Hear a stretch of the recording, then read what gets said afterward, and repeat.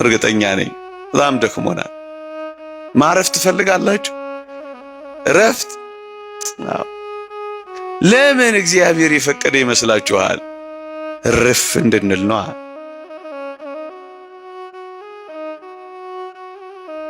የእግዚአብሔር ቃል እንዲህ ይላል፣ ነፍሴ ሆይ ወደ እረፍትሽ ተመለሺ፣ እግዚአብሔር መልካም አድርጎልሻልና ይላል። ለምን? እርፍ እንድንል። ማረፊያ ነው። በክርስቶስ እቅፍ ውስጥ መግቢያ ነው። እርፍ ማያ ነው። ድካም የሌለበት፣ ተጋድሎ የሌለበት፣ ውጊያ የሌለበት፣ ምስጋና ብቻ ያለበት የእረፍት ዓለም እርፍ ማያ። ሐሳቡን እንድትረዱት ፈልጌ ነው። ሐዘን በገጠማችሁ ጊዜ እነዚህን ነገሮች እንድታሰላስሏቸው። የክርስትና ብልጫ፣ መንፈሳዊ የመሆን ብልጫ በሞት ላይ ክርስቶስ ያሳየው ድል እንደሆነ እንድትረዱልኝ ፈልጌ ነው። ወገኖቼ እረፍ ማያ ነው፣ ማረፊያ ነው። ይሄ መቆያ ዓለም ነው። የሚመጣው ዓለም ማረፊያ ነው። እየሰማችሁኝ ነው? እዚህ ዓለም ላይ ማረፍ አይቻል። ከሐሳብ መላቀቅ አይቻል። በብዙ ሐሳብ በብዙ ጭንቀት መኖር። እዚያኛው ዓለም ግን ይሄ የለም። እርፍ ነው የምንለው። ወደዚህ ረፍት ነው። ለምን እግዚአብሔር እንድንሞት ፈቀደ? እዚህ እንዳንኖር ከውዶቻችን ጋር እንዳንቆይ አይደለም፣ እንድናርፍለት ስለሚፈልግ ነው። እግዚአብሔር እንድናመሰግነው፣ አርፈው እንደሚያመሰግኑ ሲያመሰግኑ እንደሚያርፉ እንደ መላእክት እንድንኖር እግዚአብሔር ስለሚፈልግ ነው። እርፍ እሱን ነው የሚለን። በጌታ የሚሞቱ ሙታን ብፁዓን ናቸው፣ ከድካማቸው ያርፉ ዘንድ ስራቸው ይከተላቸዋል ይላል። ወገኖቼ የታመሙ እየታመሙ እንዲሁ ይቀጥሉ። የተራቡ እየተራቡ እንዲሁ ይቀጥሉ። የተጨነቁ እንዲሁ እንደተጨነቁ ይቀጥሉ። የተሰቃዩ እየተሰቃዩ እንዲሁ ይቀጥሉ። ያዘኑ እንዳዘኑ እንዲሁ ይቀጥሉ። የተከዙ እንደተከዙ እንዲሁ ይቀጥሉ። ይሄማ ግፍ ነው። እግዚአብሔር ማሳረፊያው መንገድ ነው። ሰው አይገባንም እንጂ አይገባንም። ይህ እግዚአብሔር ስጦታ ነው። እንደ ጸጋ ነው ቅዱሳን የሚቆጥሩት። ቅዱስ ባስልዮስ ዘቂሳርያ እግዚአብሔር ኃጢአታችንን ለመከልከል የሰጠን ስጦታ ነው ይላል። ወገኖቼ ሞት ባይኖር ደግሞ ፍርድ ባይኖር በዚች ዓለም ላይ ወንጀለኞች እና ወንጀል እንዴት ይጨምር እንደነበር እወቁ። ኃጢአትን ለመገደብ፣ በደልን ለማስቆም፣ ግፍን ለማስቆም እርፍ እንድንል እግዚአብሔር የሰጠው ጸጋ ነው። ለዚህ ነው የእግዚአብሔር ስጦታ ነው ያለው ባስልዮስ ዘቂሳርያ። ለማረፍ እረፍ እንድንል ለማረፍ። ይህንን እናምናለን ክርስቲያኖች። ስትቀብሩ፣ ስትሸኙ ይህንን እያሰብን ሊሆን አይገባም። ስንኖር ይህንን እያሰብን ሊሆን አይገባም። ለምን እንሞታለን? ልናርፍ ነዋ።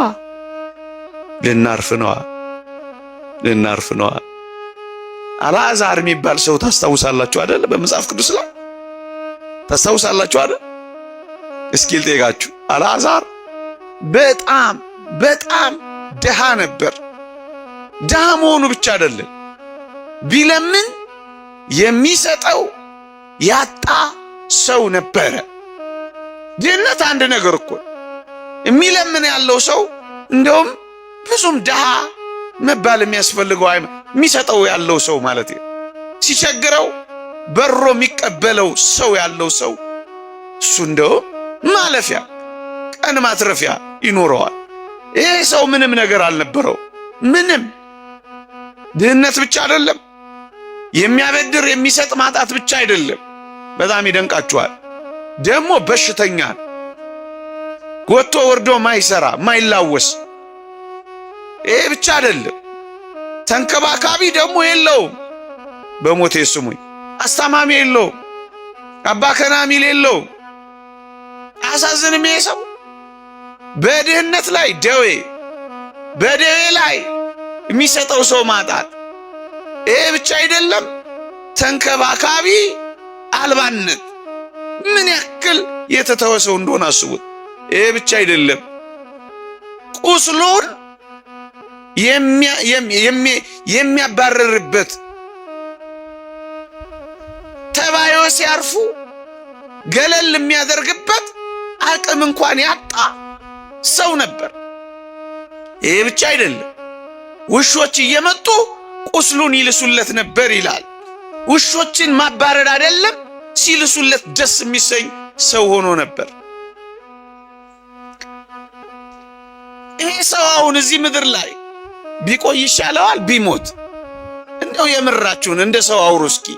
እቤት እንደምታወሩት እንደው በተገላገለ አይደል የምትሉት? እቤት ቢሆን እንደሱ አውሩልኝ። እዚህ ስለሆናችሁ ወሬያችሁ እንዳትቀይሩት ብዬ ነው። ለዚህ ሰው አሁን የሚያስፈልገው ማረፍ ነው። እውነት አሰብ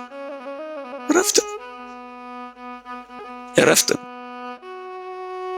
እስኪ እውነት ለመናገር እንደዚህ ሆኖ እስከ መኖር እርግጠኛ ነኝ እናንተም እርፍ ባረፍ ነው አይደል የምትሉት?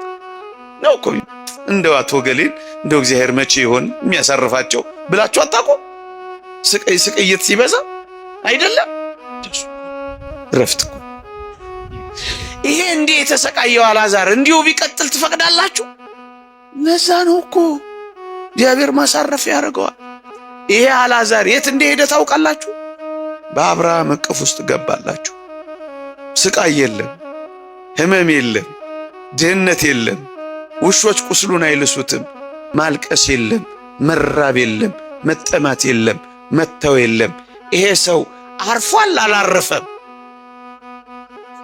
አንድ ደግሞ ምንም ስጦታ ያልሰጠው ባለጸጋ ሰው ነበረ እዛው አጠገቡ።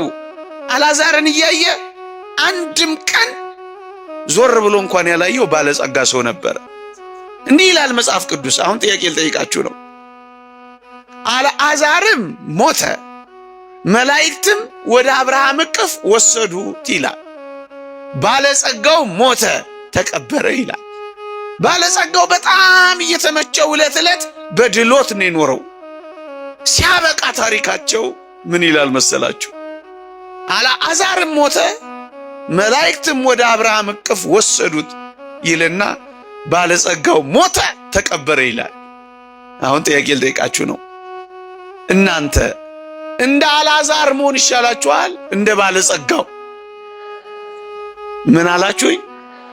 እያሰባችሁ ነገሩኝ። ምን አላችሁኝ? አልዓዛር እኮ ድሃ ነበረ። ድሃ መሆን ይሻላችኋል? ድምጻችሁ ሳሳሳ እንደ አልዓዛር ወይስ እንደ ባለጸጋው ነው? ጎበዞች ናችሁ። ለምን? ፍጻሜው ነው አይደለም? አያችሁ? ይህንን እንቆ ይሁላችሁ። ፍጻሜውን ሳታዩ ባለጸጋ ወይም ድሃ እንዳትሉ። እየሰማችሁ ነው? ያኛው ሞተ ተቀበረ ይላል፣ ያኛውስ ወደ አብርሃም እቅፍ ገባ ይላል። እየሰማችሁ ነው እንዴ? ድሃ እንደ አልዓዛር ወይስ እንደ ባለጸጋው? በሽተኛ እኮ ነበረ። ይሁና ነው ነገራችሁ። እየተስማማችሁ ነው? በአብርሃም እቅፍ እርፍ ብሏል። እርፍ። እንደውም አልዓዛር የሚገርባችሁ እዛ በእረፍት ቦታ ከሄደ በኋላ በጣም ቪአይፒ ሆነ። ቪአይፒ ነው የሚባለው? ቪቪአይፒ ነው። ቪአይፒ በጣም ቬሪ ኢምፖርታንት ፐርሰን፣ ቪአይፒ ተፈላጊ ሰው ሆነ። ባለጸጋው አሻቅቦ ሲያየው አልዓዛርን በአብርሃም እቅፍ ውስጥ አየና፣ እባክህ አብርሃም አባቴ ሆይ አልዓዛርን ስደድልኝ። ተፈለገ አልተፈለገም? ወገኖቼ በዚህ ዓለም በብዙ ስቃይ ልንኖር እንችላለን። በዘላለም እረፍት ግን ካረፍን ይበቃናል አይበቃንም? እውነቱ እሱ ነው እሱ አይደለም?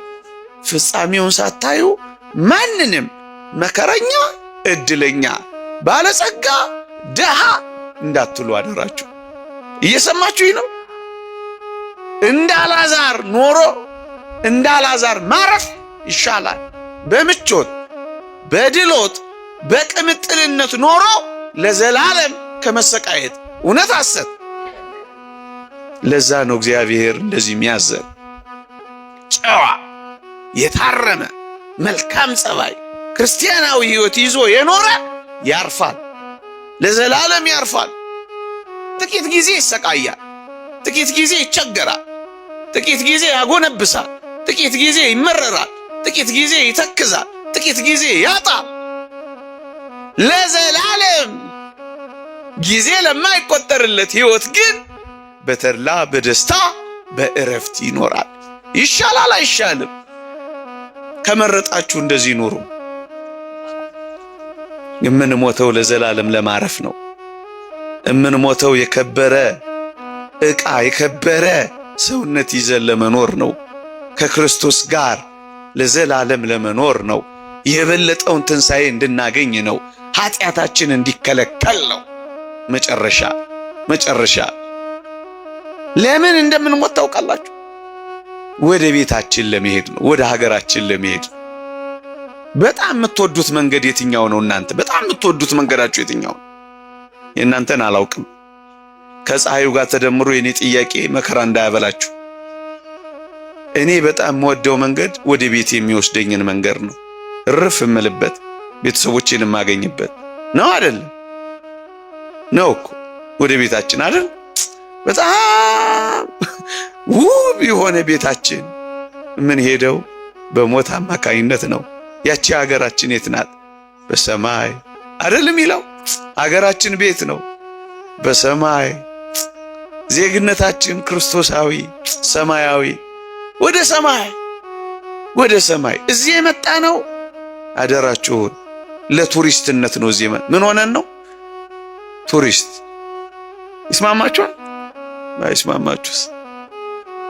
ወደ አንድ ገዳም የገባ አንድ ቱሪስት ገዳሙ ሊጎበኝ ሄዶ አንድ መነኩሴ ቤት ሲገባላችሁ አንዲት ሰሌን መተኛ፣ አንዲት ሳህን መበያ፣ አንዲት ኩባያ መጠጫ ብቻ አገኘ።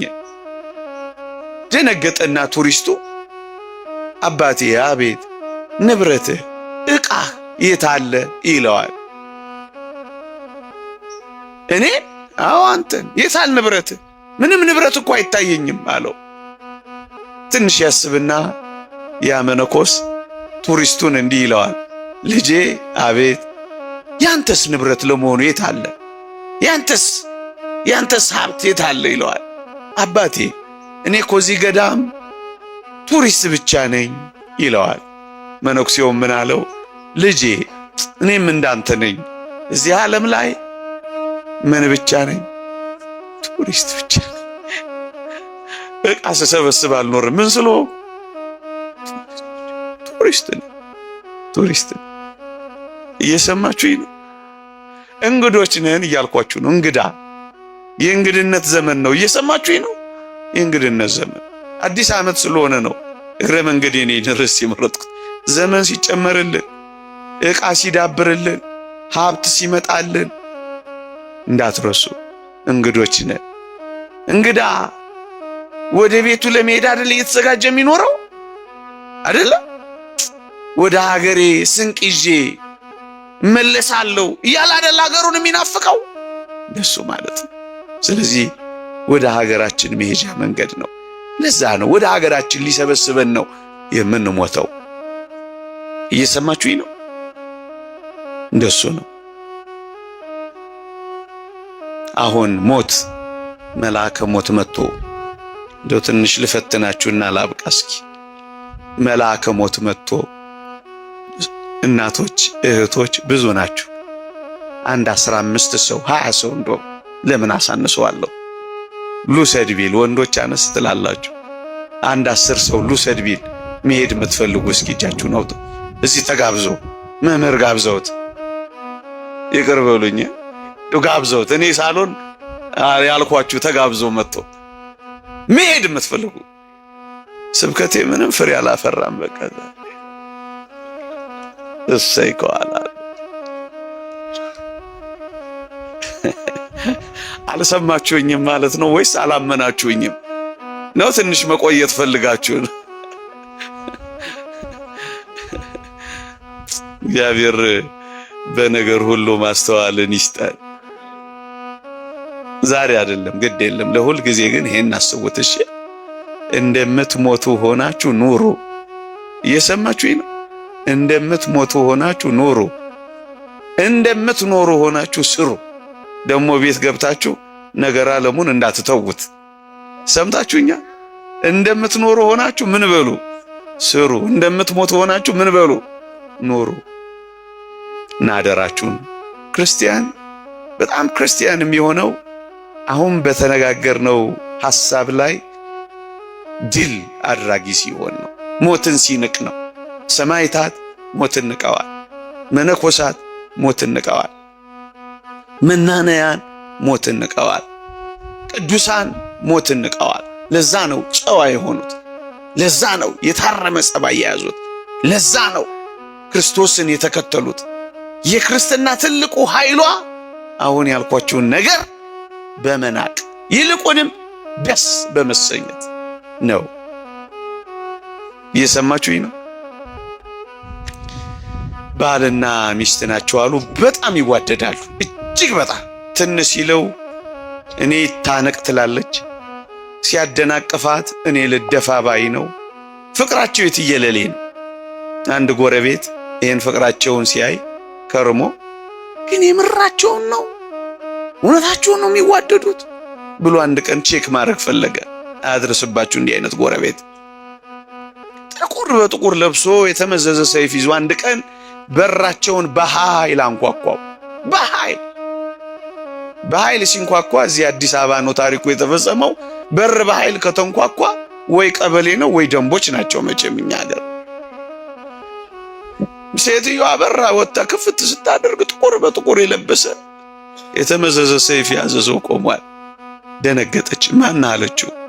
እኔ ሞት ነኝ እና ምን ልታረግ እዚህ መጣ አለችው። አይሞቱማ እንዴት ይሞታል? የሚሞተው የታመመ ሰው አይደለ? በእኛ ቤት አልጋ ያዘ ሰው። እኛ እኮ ምስኪኖች ነን። ውሻ እንኳን ሲጮህ እዛ መንደር ውስጥ አይ አቶ ገሌ ዛሬ ሊሞቱ ነው ቤት መዳቢዎች፣ ሟች ቆጣሪዎች። አሁን አንድ ምስኪን ዘፋኝ ትዝ ይለኛል፣ ማዲንጎ የሚባል አሁንም ይሞት ይመስላል እሱ። ደግሞ እናንተ እንደዚህ እንዳታረጉና እንዳጽፉ ነግሬያለሁ።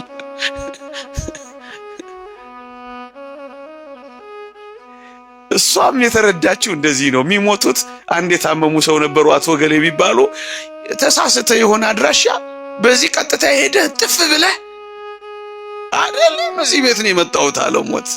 ምንም ያድራሻ ለውጥ ስህተት የለም እዚህ ቤት ነው ይላል። እና ምን ፈለግ ልወስድ።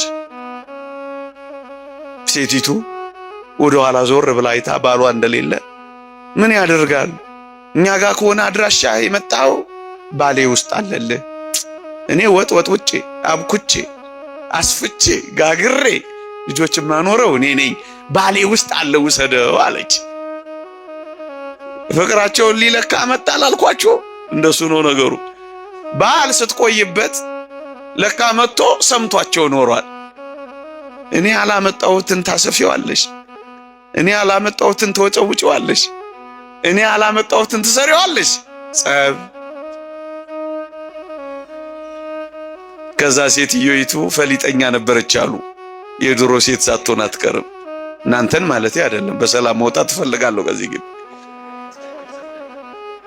ምን አለች አሉ መሰላችሁ? ለመሆኑ ሞት ወይ? አቤት። ከዚህ ቤት ስንት ነፍስ ነው የምትፈልገው ትለዋለች። እኔ ከዚህ ቤት የምፈልገው አንድ ነፍስ ነው። አውቆ በደንብ ሲያስጨንቃቸው ምን ያደርጋል፣ ያሳዝናል። እኔ ጸንሻለሁ፣ 2 ነፍስ ነኝ፣ ባሌን ውሰደው ብላ ለማምለጥ ሞከረች አሉ። እንደዚህ ማምለጥ ይቻላል? አሁን እናንተ ሞት ቢመጣ እየሳቃችሁ ወይስ እያዘናችሁ ትሄዳላችሁ? ለመኖር ከሆነ ከክርስቶስ ጋር ለመኖር ከሆነ እርፍ ለማለት ከሆነ የሚበልጠውን ክብር ለማግኘት ከሆነ ወደ ዘላለም ቤታችን ለመመለስ ከሆነ ልሂድ ማለት የክርስቲያን ወግ ነው።